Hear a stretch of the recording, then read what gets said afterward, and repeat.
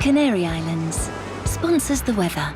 You're watching GB News live across the UK and the world on our digital stream. GB News is Britain's news channel. We are the UK's home of discussion and debate from all perspectives. We are here for you. Don't forget to join our YouTube community by clicking on that subscribe button.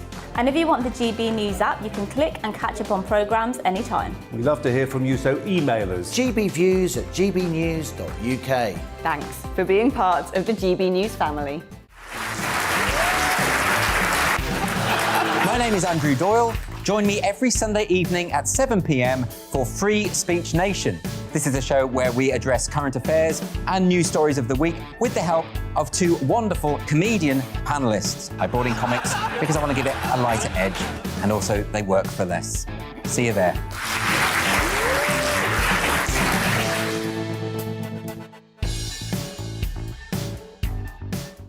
Join my show Farage, 7 p.m. till 8 p.m. Monday through Thursday, and there you will get opinion, analysis, debate, and I'll cover stories that nobody else dares to touch.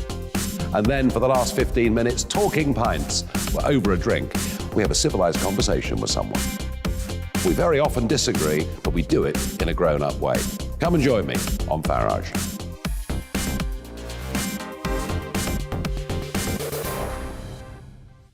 I'm Colin Brazier. I've reported from more than 70 countries around the world, covered wars from Afghanistan to Iraq, from Lebanon to the Balkans. I'm trying to bring that experience, that feel for events, to the studio. And something else. I'm ready to give an opinion. Today's stories with a spark. Brazier from 8 p.m. weekdays on GB News.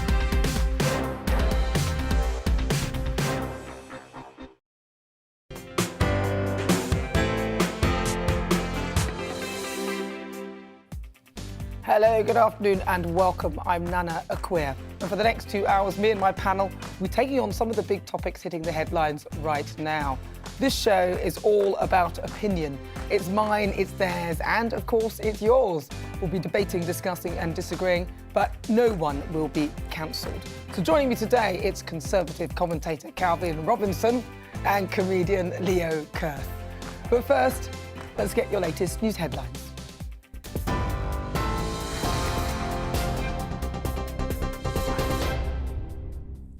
Hello, I'm Karen Roberts. This is your news at 4 o'clock. 2 people in the UK have tested positive for the new Omicron variant of COVID. The confirmed cases are in Essex and Nottingham and are thought to be linked. Their households are now self-isolating. Britain is the 3rd country in Europe to confirm Omicron has reached its shores after Germany and Belgium. The government have added an extra 4 southern African countries to the travel red list to try to curb the spread. Scientists are racing to tweak vaccines amid concerns that the new strain could be resistant to existing protection. On paper, this is as bad a variant as we perhaps would have dreamed to draw up, at least on paper. But we know that, on paper is very different from the real world situation. So there is circumstantial evidence that this is behaving much as we fear it might in terms of its infectiousness. But of course, the big thing would be, does it evade any of the immunity that's been built up in so many countries now? Security Minister Damien Hinds insists relations between the UK and France remain strong. It's after a diplomatic spat between the 2 countries over how to deal with migrants crossing the Channel. Mr Hinds defended Boris Johnson's move to tweet a letter to French President Emmanuel Macron, calling it supportive and collaborative. It follows the death of 27 migrants when their boat sank in the Channel on Wednesday.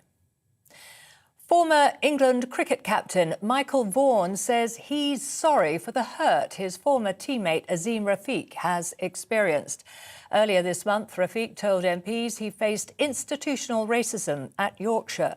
Vaughan was among a number of figures implicated in the case, but he denies the claims. Tributes have poured in for the American composer and songwriter Stephen Sondheim, who's died aged 91. He was best known for musicals including Sweeney Todd and West Side Story. Andrew Lloyd Webber says he was a musical theatre giant, and Steven Spielberg says he was a gigantic figure in American culture. In tribute to Mr. Sondheim, London's West End theatres will dim their lights for 2 minutes at 7 p.m. on Monday. Police have released an image of a van that they're searching for as part of the investigation into the fatal stabbing of 12-year-old Ava White. Officers believe key witnesses may have been travelling in the vehicle. 4 teenage boys aged between 13 and 15 have been arrested on suspicion of murder. Pharmacists in Scotland are on a knife edge from being overworked.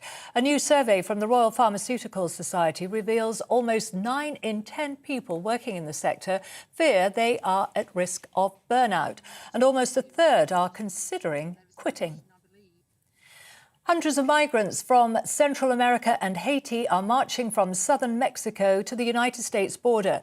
Around 1,000 people, many carrying children, started walking from a city near Guatemala and are planning to join another group before they reach the border. The festive season is officially underway at Westminster. Parliamentary staff used a crane to unload and decorate their rare 42-foot Christmas tree. The spruce was selected from the 60,000-hectare Kielder forest in Northumberland, the biggest in England. Royal Mail has announced the regional winners of a competition for young people to design stamps based on heroes of the pandemic. Children aged 4 to 14 designed stamps to celebrate a range of people, including NHS workers, parents and teachers. The Prince of Wales will select the final 8 designs. That's your news update. I'll be back in half an hour with the latest headlines. Now let's return to Nana Akua.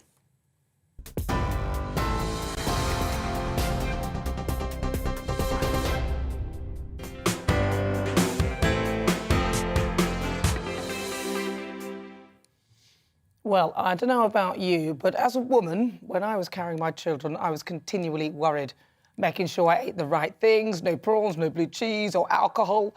I took my vitamins and folic acid and enjoyed free dental care. I did all the mummy things. I had the baby sling, I had the back harness, and I took time off to care for them. Well, the first one, anyway. The second one almost killed me, but I'm still here. As a single mum who dispatched of both dads shortly after birth, make of that what you will, it meant that after maternity leave, I got every other weekend off. Now, I felt sorry for my married friends who had a relentless daily dirge of bringing up children with not even a single night off, and I cherished my other weekend. So when I read that Labour MP for Walthamstow, Stella Creasy, took her 3-month-old to work with her, I thought, why would anyone, unless they worked in a nursery, want to do that? Frankly, it's madness. Look, I have respect for every woman and women's rights, but how much work can you actually get done with a 3-month-old in tow? I mean, it's not fair on the child, and whilst I'm all up for breastfeeding in public, there is a level of unspoken etiquette that we should all follow. A, breastfeed inconspicuously to preserve your dignity and that of the child. B, don't breastfeed whilst public speaking, especially in front of a load of old men. It's distracting. And C, the golden rule, work is an escape from the children. Don't spoil it. Now, although Stella may not see it now, by Parliament setting the rule that members should not take their seat in a chamber when accompanied by their child, they've actually done her a favour, and common sense is prevailing. Hasn't she got Zoom? Couldn't she have joined in that way? The usual suspects are often cited on this topic. New Zealand Prime Minister Jacinda Ardern, who became the first female world leader to bring her 3-month-old to the United Nations General Assembly in New York. Jo Swinson, who became the first MP to take her baby into a debate in the UK in the House of Commons, who said she hopes it will signal a step forward in modernising Parliament. Yuck. No thanks. If they seriously want to make a realistic change, they are the lawmakers, So how about they improve the support and, in particular, the maternity cover for mothers, especially in the first year after giving birth, and make it easier for women to carry on with their jobs and from home? I mean, if they can't get their house in order, what hope is there for the rest of us? I can tell you now, there is nothing more distracting than a baby crying. You know the feeling when you get on a plane and the person who sits next to you has a baby on their lap? No thanks. Me, it's my weekend off. Let the party begin.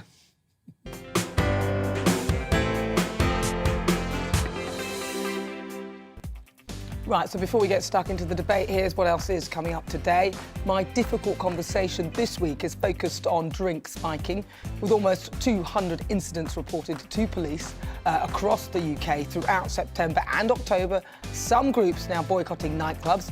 I'll meet the woman who created an easy-to-use drug detection strip for people who take out people to take out with them. She'll be joined by her daughter, who had first-hand experience of being spiked. The former royal correspondent at The Sun, Charles Ray, will be here to give us the latest news from the royal household. This week, are the BBC in hot water with William and Kate? The Great British Debate this hour, the Health Secretary Sajid Javid has confirmed 2 people in the UK are being found to be infected with the new COVID variant named Omicron. Early evidence suggests that it has a higher risk of reinfection, and there's concern over whether it could evade the vaccines. But the former Prime Minister, Gordon Brown, says the failure of wealthy nations to get vaccines to the developing world is actually to blame for this new variant. So I'm asking, is the UK's lack of vaccine sharing to blame for the new COVID variants? Tell me what you think on everything we're discussing. You can email gbviews@gbnews.uk. You can also tweet me at gbnews. Right, let's get started. Welcome to my panel, comedian Leo Kearse, and, of course, Conservative commentator Calvin Robinson. Excellent. Right, so firstly, I want to discuss the story that I was talking about. Yeah.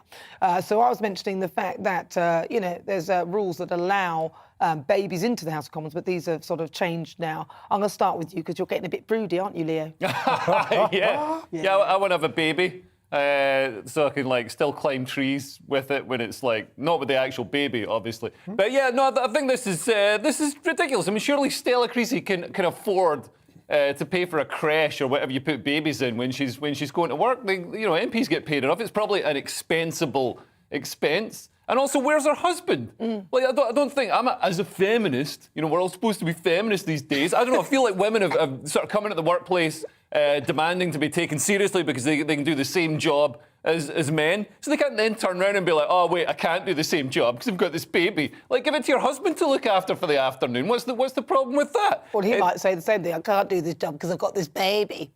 Yeah, well, there's got to be some way of balancing it out. I mean, I just think, if you're in Parliament, I mean, it's the highest office in the country. You've got to approach that role with the dignity and respect it deserves. And surely she knew she was a member of Parliament before she got pregnant. I mean, there's maybe she didn't. There's family planning. I just think, she's trying to sort of get in the papers and make a fuss about it and make headlines about it, when really, and in fact, this is interesting, a lot of female MPs have lobbied for the rules to stay the same and not have babies brought into. Unless, I mean, maybe the baby could be brought into the front bench. Maybe it would make an excellent Chancellor of the Exchequer. I think it's got a 3-month-old baby's got less chance of raising my taxes. Possibly. Yeah, so you think it's more of a virtue signal type thing to say, hey, look me, cool mummy with baby, that sort of thing. Yeah. Calvin, what do you think? Stella Creasy has been an MP for a while now, and all I've ever heard her talk about is Stella Creasy. So this is probably just another case of that, because there are many, many people in Parliament who've had babies, both men and women, have started families while being in Parliament. She's the only one that is all over the headlines about it. And in fact, the Speaker of the House said that many MPs, particularly mothers, have gone up to him saying, please don't change the rules. Exactly. Because if they do change the rules, there'll become an expectation that you bring your baby to work. You're not going to bring your children to work, are you? You couldn't be sat here on this couch with your kids here. Hell no, they ain't coming with impractical. me. I love it. When I get... See, this is my weekend off, you see. So when I get my weekend off, I'm out there, I'm out the pubs, I'm drinking, I'm having a great time. I know, I've because seen you. I can't wait. And I stay out really late. Yeah. I leave my car, I get a cab, I enjoy myself. I can't... And I actually feel sorry for people who don't have the facility to do that. Well, that's the point, because people who work in shops, people who are doing ordinary jobs, they're expected to pay for their childcare. She's on a lot more money than most of them. Why can't she afford childcare? What's the issue here? Yeah. And also, what's wrong with your approach? No sympathy. What's wrong with the Nana Akua approach of, just leave the baby in the car while you're at work? In the car. Not Just in wind the the window car. down a little bit, to be fair. No, but but I just think that I love the natural thing of breastfeeding and all that. I think it's great if you can. If you can't, you shouldn't feel pressurised.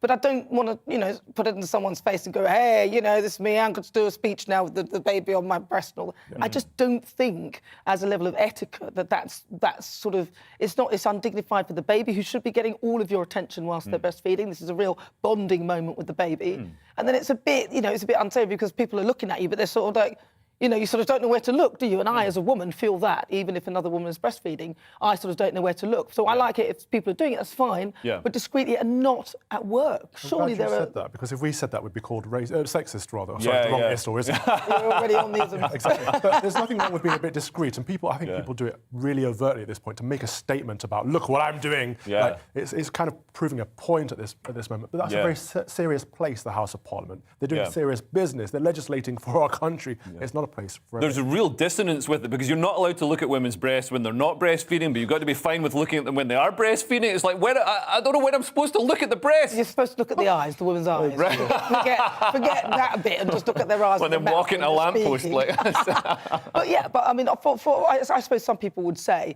that the fact that she's able to bring the baby to work will make her life a little bit easier because, in the working environment, things have changed and we should be more liberal.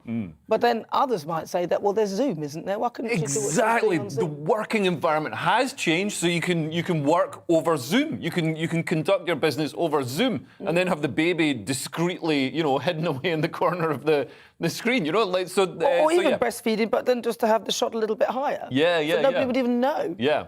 Absolutely. While we're on the subject of Stella Creasy MP, I looked at her Twitter profile today. She's got a GoFundMe page there. She's asking for people to donate for her to do what she does. We already pay her as taxpayers. Is that serious? Yeah, I haven't seen that. She's got a GoFundMe so she's page clearly for got what? issues that she needs to look into further. If she can't afford to be an MP and raise a family at the same time, she needs to reconsider her options, in my opinion. But I see, GoFundMe? no, Has she got, listen, I don't know about that. I'll have to check that. Yeah. But if that is the case, I mean, that's a bit odd. I want to see more MPs on OnlyFans. Stop. Don't be silly. Don't be silly. Don't be silly. We do apologise for that if anyone's... I'll probably go on that before any of them. I hear it's quite lucrative. But yes, what do you think then? Look, you two, what are you doing, honestly? I'm showing him the GoFundMe in her profile. He's actually showing me the Absolutely GoFundMe on the profile. Yeah, because the thing is, I don't know whether she's a single mum, but as a single mum, it's quite hard work, trying to work out the childcare and all that sort of thing. But I think, looking at their policies, if anything, the reason why she had to do this was because they couldn't get proper maternity cover and things, which seems a bit odd. Yeah, but they're the policy makers, so they should be making policies that actually they can also subscribe to. You can't just phone up Office Angels and get a temp in to replace an MP. I mean, that's not... They're representing their constituents. They're elected. You can't replace them. So I mean, I understand we can make modifications. We can make accommodations to the workplace to allow them. But I mean, like childcare is an option. The husband stepping up to the plate is an option. If she is indeed happy. Working over Zoom is an option. I'm pretty sure that. I mean, she must. She can't have broken up with a fella Well, she might have done. I did it. I'm going to be really old-fashioned and potentially be called a misogynist for saying this, but honestly, I think at some point you have to decide if you want to represent constituents and you want to stand for Parliament, or you want to start a family. Yeah. I think the two things are conflicting in many, many ways, and I understand that women should be able to go to work and or raise a family. Fantastic, I'm all for that, but sometimes it does become a choice. And standing for I don't know, hang on, but there's timing, you see. So you can't always decide exactly when you're going to have a baby. So if a baby pops out, you think, oh, there's a baby, you're not going to go, very rarely just pop out. No, but well, they would if it was me, it would have to be Christ, but Immaculate Conception. But no, so if but sometimes the baby pops out, like I was 46 when I had my baby. But if she takes time off, so, who's representing her constituents? Yeah, but she should have, there must be an assistant or somebody who can do that. And I think that's unfair because, I mean, Parliament should represent everyone, including mothers. So, but I think what Stella's doing, I mean, I think it's great that the women and mothers are represented in Parliament. That's not how representation works. You don't have to have someone exactly like you to represent you. You kind of do. It helps. No, you kind of do. I think it definitely helps. We should have someone from every demographic. That's not how it works. Well, basically, yeah. No, you vote for we should have fair representation. I think what Leo means is that if you step to one side, if there's somebody who covers and looks after your constituency, should be somebody who has a similar mindset as you. I think I don't think there should be any cover. I think you should still do the job, but there's plenty of opportunity. There's plenty of mothers. My own mother was a single mother, and she ran a business, and she also raised 2 children. Not particularly well, but she at least had a go. She didn't bring us into and breastfeed us and in front of people at her work. She got on with it, and. I think there should be representation of mothers in Parliament, and I think, we shouldn't have this sort of Handmaid's Tale type scenario where women are forced to have babies at home. But Stella Creasy is doing a disservice to other women by suggesting to wider society that women can't do the same job as men because they're going to have to bring their baby in, they're going to need all the special accommodation. I don't think she's saying that. I think she's just... That's exactly what she's saying. No, I think the message that I'm getting from this is that you can do your job even with your child with you and breastfeed and do all the things and do your job at the same time. And I completely disagree with her because I know as a mother you cannot breastfeed, look after the child and do the job to the same standard that you would do if you weren't doing multitasking in that manner. Yeah. And again, a point that you made, Calvin, was that then there becomes an expectation for women to have to do this. And I think that at that point she's doing a disservice. Being a mother is a big job. You shouldn't be expected to do both jobs at the same time. That's not fair. Well, you could do, but I think it'll be compromising the effectiveness of one of those jobs. Yeah, absolutely. And either one could be the child or the job itself. And we've got to remember there's fathers as well. Fathers. I forgot about them. Right, so after the break, it's time for our Great British Debate this hour. I know that wasn't it. Former Prime Minister Gordon Brown says that the failure of wealthy nations to get vaccines to the developing world is coming back to haunt us after a new strain of coronavirus has been confirmed in the UK, originating from southern Africa.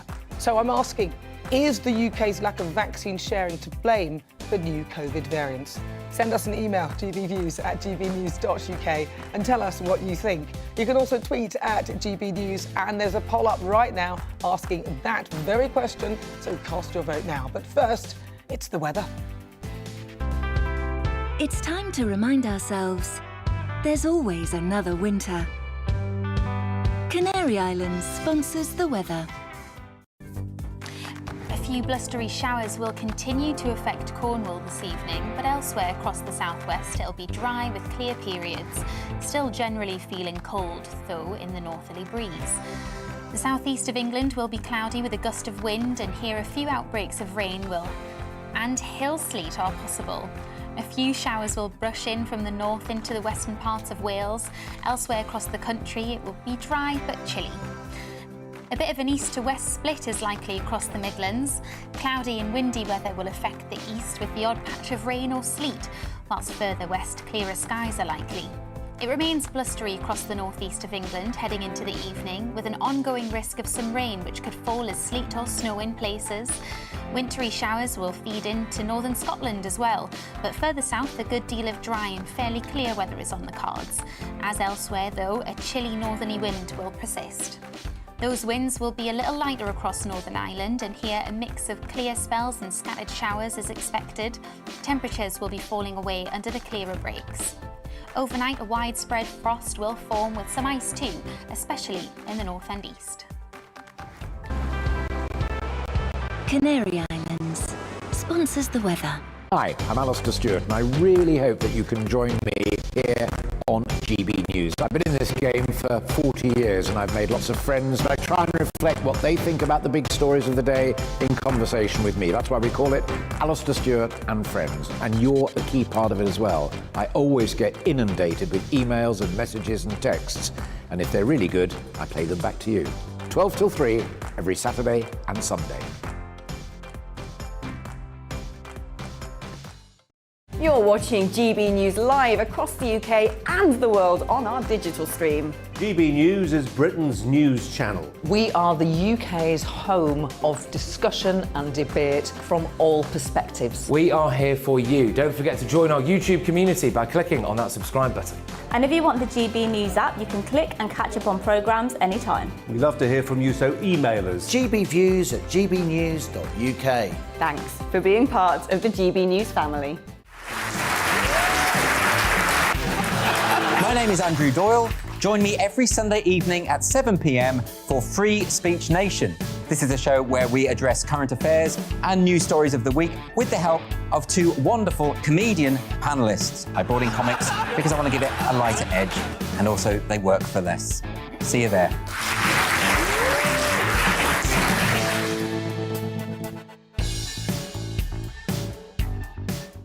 Join my show Farage, 7 p.m. till 8 p.m. Monday through Thursday, and there you will get opinion, analysis, debate, and I'll cover stories that nobody else dares to touch. And then for the last 15 minutes, talking pints. We're over a drink. We have a civilized conversation with someone.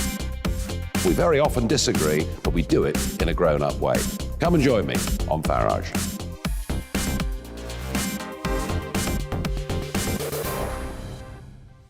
I'm Colin Brazier. I've reported from more than 70 countries around the world, covered wars from Afghanistan to Iraq, from Lebanon to the Balkans. I'm trying to bring that experience, that feel for events, to the studio. And something else. I'm ready to give an opinion. Today's stories with a spark. Brazier from 8 p.m. weekdays on GB News.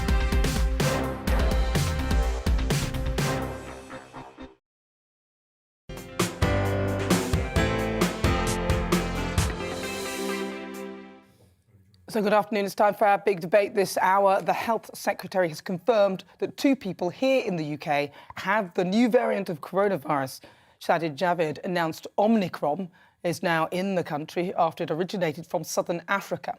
Early evidence suggests that it has a higher reinfection risk, and there's concerns over whether it could evade vaccines. Former Prime Minister Gordon Brown has blamed our failure to put vaccines in the arms of people in the developing world for the new variant in South Africa. And there, in South Africa, just 24% of the population is fully vaccinated, whilst in Zimbabwe, it's less than 19%. So I'm joined by Professor Azim Majid. He's Chair of Primary Care and Public Health at Imperial College London. Welcome to the programme. Firstly... hello, Nana. Hello. Right, so it's been confirmed this afternoon that 2 people in the UK now have this new variant. So how big a concern is that? It is concerning because with any new variant, there's always a risk that it may be less. It may be less protected against by vaccination, and so that is always a risk. Currently, with this strain, we don't yet fully understand its characteristics, and we don't know how well the current vaccines will work against it. The good news is the vaccines have worked against all previous strains very well. So 3 doses of vaccination do work very well against all past strains. So hopefully we'll find the same against this strain once results come through over the next few weeks. Would a better outcome from this particular variant, because apparently there's over 30 different mutations to the spike protein, would a better outcome be that it is less transmissible than the Delta variant? Therefore, the Delta variant will, in a sense, take over. That's my understanding of how vaccines, how viruses compete with each other. Yeah, that's correct, Nana. So if this strain is less infectious than other strains like Delta, then Delta, in effect, will outcompete this strain and remain the dominant strain in the UK and elsewhere. So at this stage, we are still trying to understand fully the nature of this strain, whether it's more infectious, whether it can evade vaccines. But that is, hopefully will be less infectious than Delta, in which case Delta will remain the predominant strain. I also read somewhere that this is the worst kind of combination of things, because what we have here is a load of people who are vaccinated and a load of people who aren't vaccinated, which then enables the virus to work out how it can mutate to then infect those who are vaccinated, knowing what those who are protected from it are protected against. And the current environment that we're in is the reason why this is the case. Do you think that our mistake was not to get the rest of the world vaccinated as quickly as possible? I think we did probably not do enough about lower and middle income countries.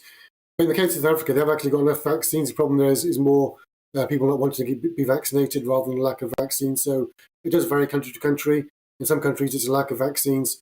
Other countries have got vaccines, but the population isn't always keen on being vaccinated. So it's a combination of factors. There's not one single factor that causes a lower vaccine uptake. It can be a lack of vaccines, but it can also be a lack of confidence in vaccines. What do we know about the death rate for this particular one as well, then? Because ultimately that's the worry, isn't it? Yeah, it's too early to say at this stage because the numbers infected are so low. We can't yet compute an accurate death rate. You mentioned the UK, that there have been 2 cases identified. That is, far too few to actually be able to determine its case fatality. That will take some time to actually determine. So as more people get infected, get better data on its case fatality and how many people actually die if they get the virus or the strain of the virus. But hopefully vaccines will protect. So I'm hoping that 3 doses of vaccine will offer full, good protection from this strain and other strains as well going forwards. So would you say that perhaps Gordon Brown's comments are too simplistic? Because from what you've said, there are an array of reasons as to why this particular virus is and why people aren't vaccinated. Yeah, I think it's a complex area. It's not just as simple as blaming a lack of vaccines. Clearly, vaccines are very important. In the long term, they're the best way to get out of this pandemic in the UK and globally. But it's not just about a lack of vaccines, it's also about people's views on vaccination as well. And in the UK, we're quite fortunate. We have a population that's very positive about vaccines. But that's not always the case in many countries. For example, Eastern Europe, their vaccine uptake rates are very, very low in the UK because the public there doesn't have the same confidence in vaccines that people do in the UK.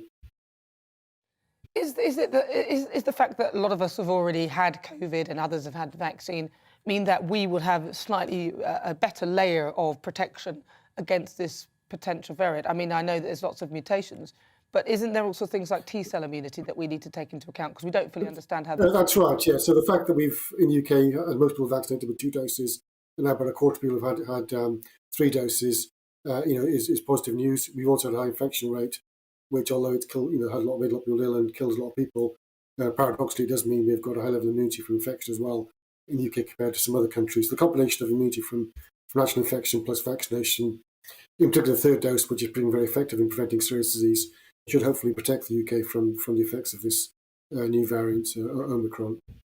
We argued, though, that actually the fact that some parts of Africa and other countries haven't taken the vaccine and then they've actually, in a sense, by accident, I suppose, gone for a herd immunity strategy, which would just build natural immunity. Could that be part of the actual equation of sort of knocking this thing on the head? I think ideally we'd build immunity through vaccination because with natural infection, there's always a risk of a serious illness, which may lead to death in some people. There's also a risk of long COVID as well, people left with long-term complications from infection. It's always better, I think, to use vaccination to suppress infections rather than natural infections. Obviously, natural infection does play a role, and it played a role in the UK, but ideally we'd use vaccination here and elsewhere to suppress the infection and mitigate its more serious effects. I suppose if people refuse to have the vaccine for whatever reason, then that can't really be changed. Professor Azeem Majeed, thank you so much for joining us. Thanks. The Chair for Primary Care at Public Health, Imperial College London. Right, after the break, we'll continue our Great British Debate this hour. I'm asking, is the UK's lack of vaccine sharing to blame for new COVID variants?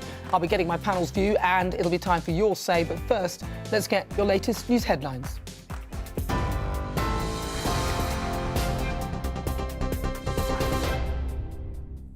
Hello, I'm Karen Roberts. Here are the latest headlines. 2 people in the UK have tested positive for the new COVID variant Omicron. The 2 cases are in Essex and Nottingham. The strain is thought to be highly infectious and may be resistant to existing COVID vaccines. The UK government has added 4 more African countries to their travel red list in a bid to curb the spread. At least 2 people have been killed as Storm Arwen brought 100-mile-an-hour winds overnight. 1 man died in County Antrim yesterday afternoon, while a second was killed in Cumbria last night. Yellow weather warnings remain in place across the country. The Met Office are advising people only to travel if absolutely necessary. Former England cricket captain Michael Vaughan says he's sorry for the hurt his former teammate Azeem Rafiq experienced. Earlier this month, Rafiq told MPs he faced institutional racism at Yorkshire. Vaughan was among a number of figures implicated in the case, but he denies the claims. Tributes have poured in for the American composer and songwriter Stephen Sondheim, who has died aged 91. He was best known for musicals, including Sweeney Todd and West Side Story. Andrew Lloyd Webber says he was a musical theatre giant.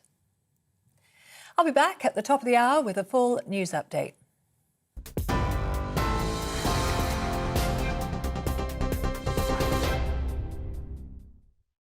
You're watching GB News live across the UK and the world on our digital stream. GB News is Britain's news channel. We are the UK's home of discussion and debate from all perspectives. We are here for you. Don't forget to join our YouTube community by clicking on that subscribe button.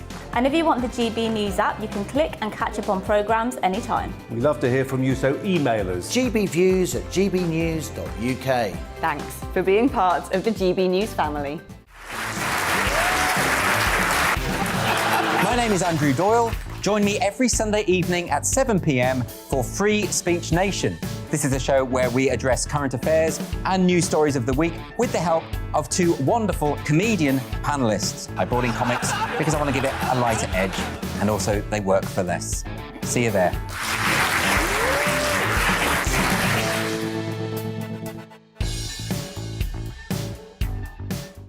Join my show Farage, 7 p.m. till 8 p.m. Monday through Thursday. And there you will get opinion, analysis, debate, and I'll cover stories that nobody else dares to touch.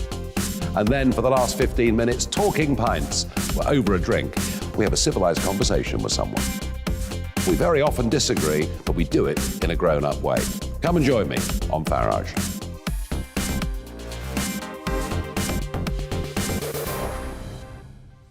I'm Colin Brazier.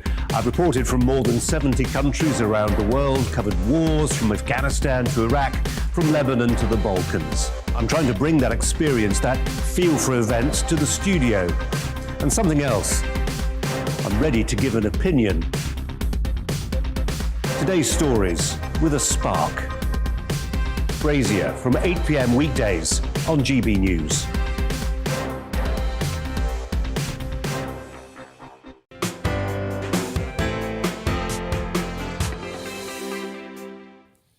Right, so back to our Great British Debate. This hour I'm asking, is the UK's lack of vaccine sharing to blame for new COVID variants? It's after the former Prime Minister Gordon Brown said that the development of the new Omicron strain is no surprise given rich countries' hoarding of vaccines. This afternoon it's been confirmed that 2 people in the UK have got the new variant of concern. So let's ask my panel, Leo and Calvin, what they think. So I'm going to start with you, Calvin. What do you think? Omicron, scary? No, it's not. Omicron. No. So this is a blame game, isn't it? So first of all, they're blaming rich countries, saying, oh, you're hoarding it. Secondly, they're blaming poor countries. Oh, you're spreading it. That's what this is down to. And essentially, if we look at these countries like Niger, for example, barely any serious cases of COVID, none whatsoever.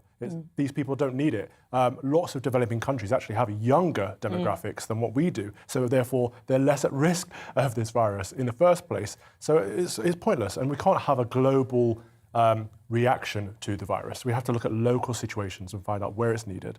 For example, if we went into some of these places that don't need it and gave them mass quantities of the vaccine, other countries that did need it would be missing out. So we've got to address it on a needs basis, I think. Well, and also there could be adverse effects of the vaccine to those who didn't need it, then you've given it to them and they didn't have to have it. Never thought I'd hear that coming from you. Yeah, but if the people don't need the vaccine, I mean, you know that Africans are less likely to have the COVID gene. So there's a COVID gene that affects the way the lungs handle the reaction. So is it good to have the COVID gene? Well, no, it's no good to have it. So, so black people or African people have a 2% chance of having the gene, so we're least likely to have the adverse effects of COVID. Right. Then there's Caucasians, so people like you. 15% of you roughly have the gene, which would make you more susceptible. But for East Africans, I think, or East Asians, sorry, it's 62%. Well, yeah, because the narrative pushed in the Guardian and the left-wing media is that coronavirus is racist, and the response is racist, and so you're actually telling me that black people have a better chance of dealing with this disease. Yes. So it seems like coronavirus is racist in the other direction. Well, it seems to me, it does seem to be. So I think when they're talking about these African countries, it seems that the African countries where they have a higher white population, maybe there's something in that. Like if you look at South Africa and places that are really suffering with it, perhaps that's why, because the gene is more prevalent. Right, yeah. I mean, this is just my thoughts on it. But, I mean, it is interesting that apparently by the end of this year, we'll have 12 billion doses of the vaccine will have been created around the world. So there is enough there to distribute and get everybody vaccinated. And, you know, the vaccination rates in a lot of the developing world are low. I mean, obviously, they've got other diseases and other things to deal with. It's very much, you know, something that has such a vanishingly small fatality rate, mortality rate is something really for the rich world to deal with, where we're not dying from malaria and other things.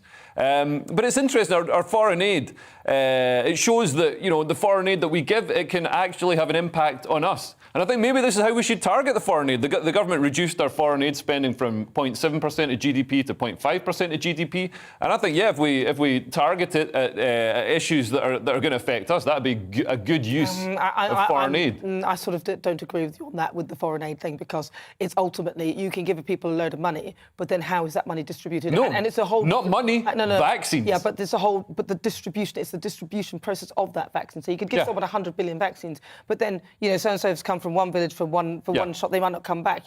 The structure of distribution is very different. So we fund the distribution as well. We fund the vaccines, we fund the distribution, then we can all have Christmas. But did you not notice what the doctor said? The doctor said that it's not actually a case of lack of vaccines. What he said was people don't want to take the vaccine. They don't trust the vaccine. Then we need a mandate. But the vaccine isn't the issue, is it? The vaccine is not the issue. It's not really, is because let's remember that the vaccine helps you, it prevents serious illness and death. It helps you as an individual. It's not going to prevent the spread of Omicron or any other variant. It does help to reduce the spread. Transmission, not spread. Yeah, well, transmission.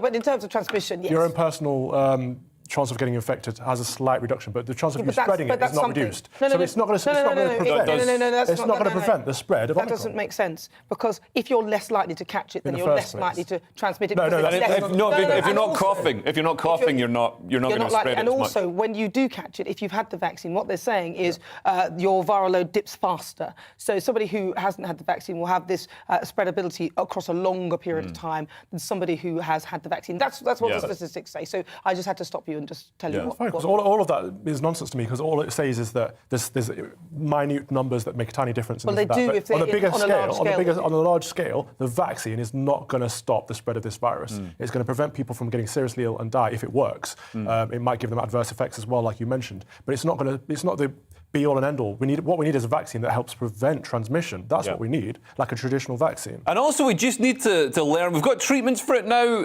Obviously, the very weakest and most vulnerable and most elderly are still going to be at risk of it. So, they should be given the, whatever they need to isolate. But the rest of us just need to get on with it. I don't think people should be scared of Omicron, even though they named it after a baddie in a Robocop movie. That's what I thought, Omicron. Yeah. It sounds like the sort of the final thing. I'm thinking, why could you not? Because omni means all. So it's like all powerful, all consuming. Why on earth have they called it that? They should call it something little and small and They're just going through the Greek alphabet, aren't they? But even elderly people shouldn't be worried about this. If the average death rate or death age of this virus is 82, and the average death is younger than that in this country, you're actually more likely to live longer with this virus. So nobody should be worried about it. No, with a 99% survivability rate, nobody should be scared to death of this virus. But what you've forgotten is, yes, you might survive, but there are those who have survived and have life-limiting conditions after. Although those who have taken the vaccine have had life-limiting factors. Well, that's true, but I would We've got to get on with our lives. Yes, I do agree with that, but I would say that, to sort of diminish the importance of this particular, or the deadliness of this particular virus. But some people who don't even expect... because it's like what Leo said. No. There are more serious things going on in the world. Malaria is one of them. There are many, many more serious things going on in the world. We are so privileged that we think this virus, with a 99% survivability rate, that most people will survive and live strong, healthy lives afterwards, or most people won't even get infected in the first place. We're so privileged to think that this is the biggest, scariest thing in the world. No, I think what they're concerned about, and as you can see, the virus mutating in the way it is. And if you look at the pace that it's mutating as well, any one of those mutations could actually make it way more deadly. So all they're trying to do... Sorry, let me finish. Let me finish. So what they're trying to do is curtail that. And yes, and I do understand you're going to say it's not the way that viruses work. No. They want their host to survive, but some of them are pretty deadly. They tend to mutate and get weaker and weaker. Not necessarily. They tend to. Well, not this one. This one hasn't mutated and got weaker and weaker, has it? So even by what you're saying... Ebola is a classic example of a virus that can't spread because it kills people before it can spread. Well, no, it does spread and it actually stays on things for weeks. Why haven't we had an Ebola pandemic across the Western world? Because we found a vaccine for it, and a lot of people, and we closed off all avenues for that one because that's a pretty that survivability rate is something like a 40%, 40-60, so in favour of survival, but 40% death rate is pretty high. I think we need to look at the NHS and give the NHS the resources it needs to manage the pandemic. So we're down. We've got 9,000 people in hospital at the moment with coronavirus. That's down from 34,000 at the peak. So yeah, the NHS needs extra funding so that society can continue and we don't have a lockdown. Just give we can scrap more money defund the BBC. Defund the BBC, we can all watch Netflix or ITV instead and give that money to the NHS. No more money for the NHS. A lot of that money is being thrown down the pan. But in any organisation, money's thrown down the pan. Yeah, but the management of some of the money at the NHS is wasted. I mean, even buying things like paracetamol, where you can get it around the corner for 50 pence, they're paying hundreds and hundreds of pounds for something that would cost a lot less. They're not paying hundreds of pounds for paracetamol. No, but if you buy... No, they are. But there's got to be... No, they're not. But there's got to be... They're not. They're not paying hundreds of pounds for paracetamol. £100 more than you would normally pay. So say if so like a 50p box will cost £10 in NHS. No, I mean, obviously, any organisation has to have a procurement process, which is going to make things more expensive because it's got to be secure. There's got to be business continuity. It's got to be validated, and it's got to be just endless bureaucracy. No, I mean it is bureaucracy, but they're not paying hundreds of pounds for paracetamol. That's a myth. On the large and scale, overall, the NHS gets a much better deal on drugs than say, for example, in America. They would do if they do. No, hang on. They would do if they utilised their ability and economies of scale. But they're not doing that. That's a fact, Leo. You only need to go. No, they are doing that. They're not. In America, I'm sorry, but they're not. 100%. The NHS are wasting so much money, especially. No, they are wasting some money, but we don't actually get. It's a myth. Billions. It's an absolute myth. It's not a myth. It's an absolute myth that the NHS is this ridiculously overblown bureaucratic organisation. You said it. Based on what? How is that myth? It is not. Plenty of people who work there say, look, the management levels. Obviously, any organisation of that size dealing with an entire country, 70 million people, there's going to be some bureaucracy. There's going to be some waste. But compared to other health services, that's the biggest myth. Compared to other health services, people always say compared to the USA. Yeah. No, there are plenty of other health services around the world that do a much better job than the NHS. All right, which one? We put it on Italy. Are you joking? Italy have an underfunded health service. But they have a very good health service as well, and actually, it didn't seem to deal so well with the pandemic. That was why I think a lot of the Western nations were very worried. Germany is another one. That has Most of Western Europe is good. System. America is not the only alternative. That's a false premise that people put up in order to shut down our argument. The NHS is not fit for purpose. If it can't handle 9,000 people with COVID, it can. There's 9,000 people with COVID in hospital right now. There are more people in hospital with diabetes and other illnesses. If they can't handle what's going on with this small rate of COVID, then we need to defund the NHS and put something better in place. Well, maybe private healthcare would be better. I wouldn't go as far as defunding it, but I do believe that there needs to be some sort of reorganisation of it, and the money and the way things are spent needs to really be seriously taken into consideration because it's just not working effectively at all as far as I'm concerned. I think we get a pretty good deal from the NHS considering how much per head of population we pay, and I think the ICU in particular, the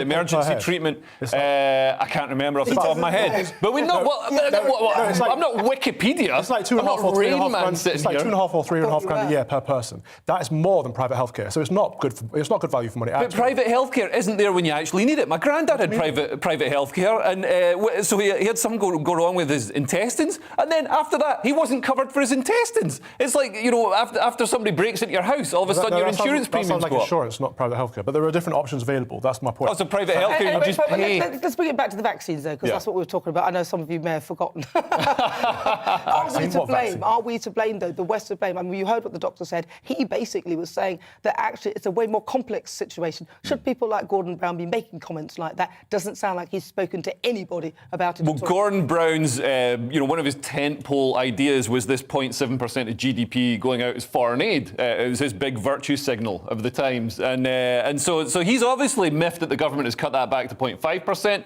and so he's trying to find a way to score some political points against the current government. But yeah, I think Gordon Brown's got a bit of a point. And we could be doing more, especially if it's something that's going to come back and bite us, as we've seen with terrorists or whatever. You know, if we create instability in a country, then terrorists come over and get us back. But yeah, they might do. But let's be honest. From that comment, a lot of the terrorists were our own homegrown terrorists. So I mean, yeah, but they're looking at what happens. I don't buy that argument that we go out anyway, there. let's move on from that because we're looking at what Gordon Brown is saying. It doesn't sound like he's looked at the full story because even me speaking to the doctor there was able to say that actually the picture is actually way more complex. Now, you've heard what my panel think. Now it's time for your say, and lots of you have been getting in touch with your views. Let's see what Sam says. What Gordon Brown has said doesn't make sense. The virus will do its thing. The vaccine reduces risk of hospitalisation and death for the individual who takes it. The end. Chris says, we're not the World Health Service. Others can pay for it. Jan says, no, the lack of sanitising and too much mixing in other countries is to blame. I'm glad you mentioned it, Jan, because no one's even mentioned about the travel industry. I mean, the fact that you can travel from one place to the next moves this thing around like anything. Graham says, how about some of these countries start spending a lot less on military and police equipment and start buying vaccines? Pete says, why is it the unvaccinated that apparently cause variants? Surely the vaccinated are likely to be responsible. Darryl says this. He says, I tell you what I am thinking. I do not care what Gordon Brown thinks. I love Gordon Brown's comment, that bigoted woman comment, that stays in my mind. That was hilarious, right? Jeff says, surely a vaccine that does not kill the virus will lead to new variants. How do you stop a virus with medication that does not prevent it spreading? We also have a Twitter poll up at the moment if lack of vaccine sharing with other countries is to blame for the new COVID variant. And 82% of you say no, and just 18% say yes. Now, still to come, the Duke and Duchess of Cambridge have reportedly pulled out of a deal with the BBC to broadcast a charity fundraiser. We'll be discussing that and the latest news from the royal household with the former Sun correspondent Charles Ray. A few blustery showers will continue to affect Cornwall this evening, but elsewhere across the southwest it'll be dry with clear periods. Still generally feeling cold, though, in the northerly breeze. The southeast of England will be cloudy with a gust of wind, and here a few outbreaks of rain and hill sleet are possible. A few showers will brush in from the north into the western parts of Wales. Elsewhere across the country it will be dry but chilly. A bit of an east to west split is likely across the Midlands. Cloudy and windy weather will affect the east with the odd patch of rain or sleet, whilst further west clearer skies are likely. It remains blustery across the northeast of England heading into the evening, with an ongoing risk of some rain which could fall as sleet or snow in places. Wintry showers will feed into northern Scotland as well, but further south a good deal of dry and fairly clear weather is on the cards.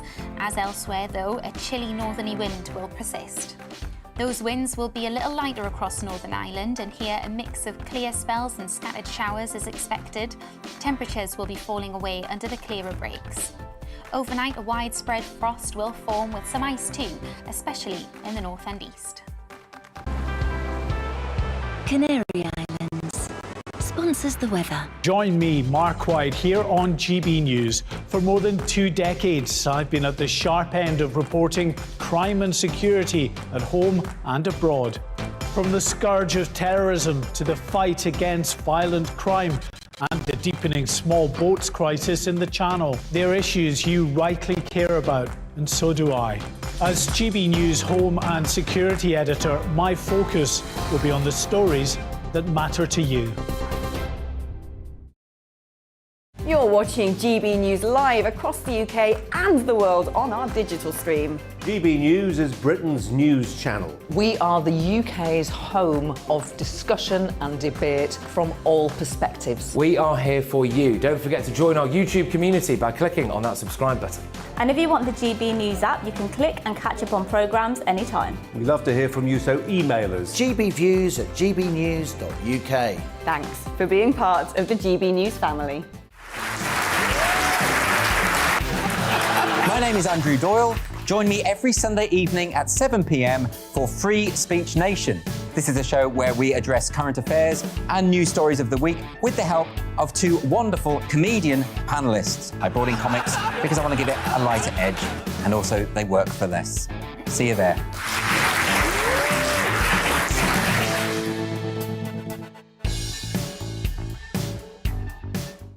Join my show Farage, 7 p.m. till 8 p.m. Monday through Thursday, and there you will get opinion, analysis, debate, and I'll cover stories that nobody else dares to touch. And then for the last 15 minutes, talking pints. We're over a drink. We have a civilized conversation with someone. We very often disagree, but we do it in a grown-up way. Come and join me on Farage.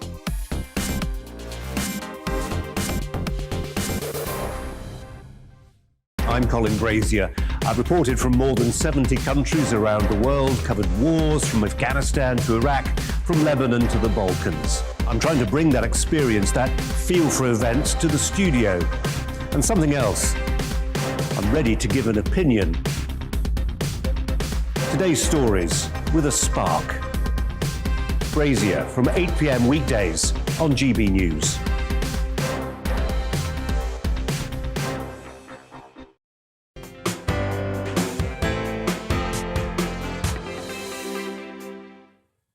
If you've just tuned in wherever you've been, this is GB News. I'm Nana Akua.